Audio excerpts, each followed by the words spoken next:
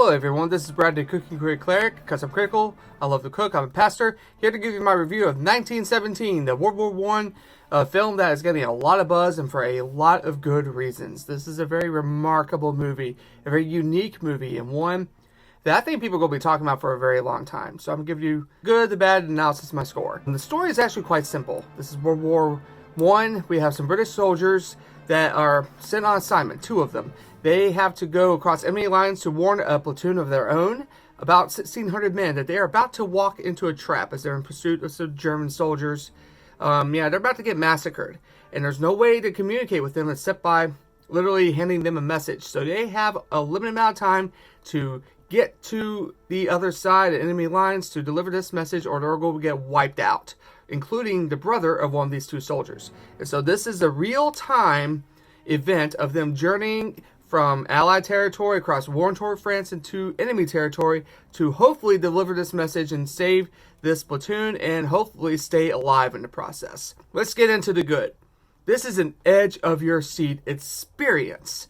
A lot of talk has been used about this is a one take, that this is a singular camera that's following these soldiers. And that's true, but I also like to describe this as an experience more than just, a nice camera trick. Because by allowing the camera to stay on them consistently throughout this movie, you're not given a break. Audiences are wise about when there's a cut here, or there.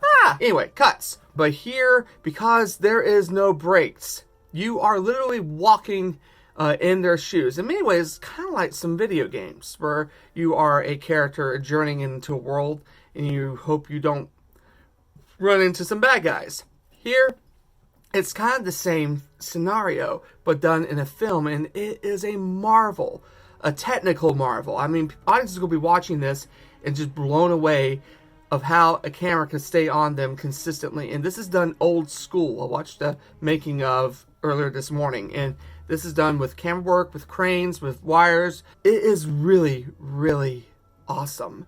But that brings also to the movie a very great tension, which is hard to ignore and impossible to dismiss. It is a very tense movie, and not in the sense of a roller coaster ride that has on the edge of your seat. This is about danger. This is about warfare. It's about surviving a war. So it's going to be that kind of experience that I don't think any other war movie can allow, at least not in this way, to have you empathize with these characters. That being said, also about the cinematography is amazing. It's gorgeous. There's so much to look at. Every frame, you can just look from here to here and look and discover and see.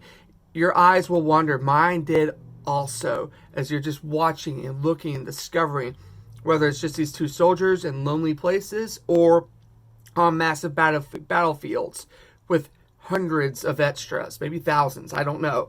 But it certainly has that scale. Is so awesome. Also, the acting is top-notch. These two actors, because the story is really about two people and some different votes here and there, but for the most part, these two are bringing their A game. I don't know who they are, and that's probably a good thing that we are just experiencing these soldiers instead of these actors that we might recognize. And they are doing a fantastic job in using a great script that allows you to get to know them so that you empathize with them, you're pulling for them, but at the same time, you can almost walk in their shoes. It's allowing that to have the same space. And I think that is just remarkable. The bad? None. Goose egg. I have nothing to complain about this movie. Now, the analysis, a few movies came to mind watching this. High Noon, Mad Max Fury Road, and Lawrence of Arabia. And I'll go out of order with this. But High Noon is a real-time movie of literally the clock is ticking for an hour and a half, as in it starts at 10:30, and at high noon, some bad guys are coming. And the movie plot of this amazing Western High Noon is Gary Cooper trying to organize a town defense.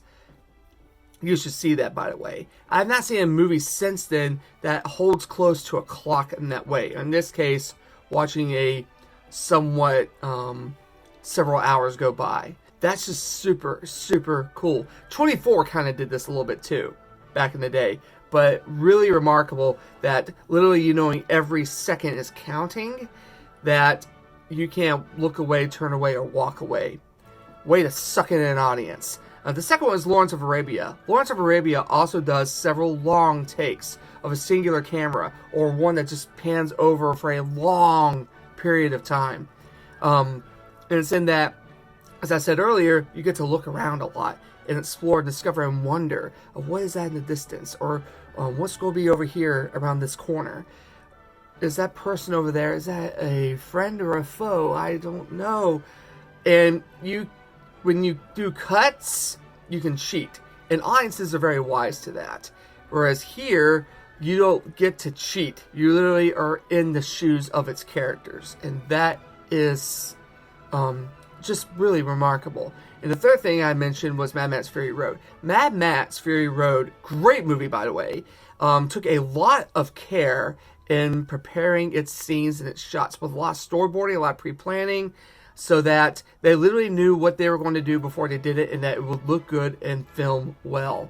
And with the scale of having real actors and sets instead of trying to CG everything, you have to. I have not seen a movie since Mad Max that shows that same careful craft in using real people and real sets to create an experience in the story.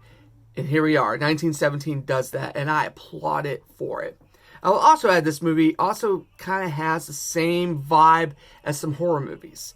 And I don't mean horror, blah, gross, awful. But the thing about a good horror movie is that it's isolating and it's dangerous. That most of these movies, whether you're in a haunted woods, haunted house, or, you know, trying to escape the killer in an abandoned neighborhood or warehouse, what have you, it is always tense. You don't know what's around the corner. You are, as an audience member, put into this character's shoes, and you're also kind of planning things out as well. And when things go wrong, it's your time to shout or to go, you know, move, move, move, move, or whoa, whoa, whoa, whoa, look out, look out.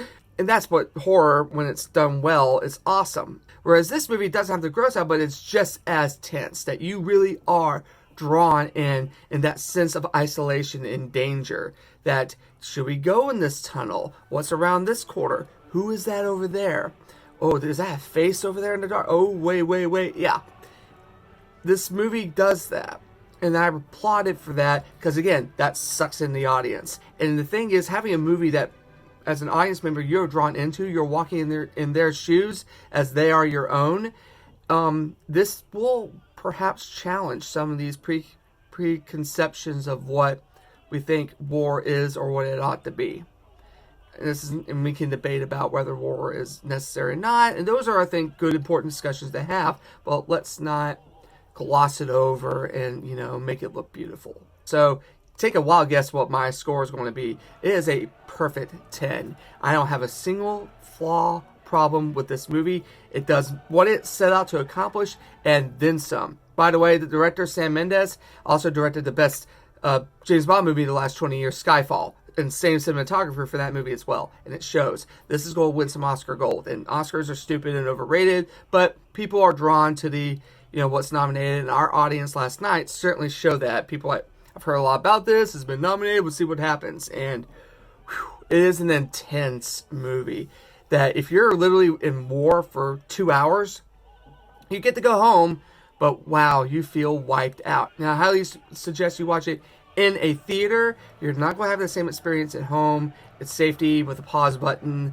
You really need to put yourself out and experience this movie, because these only come once in a while. You'd be a shame for you to miss out. 1917. I highly recommend this Perfect 10 movie. May the force be with you. God bless, and I will see you later. Bye-bye.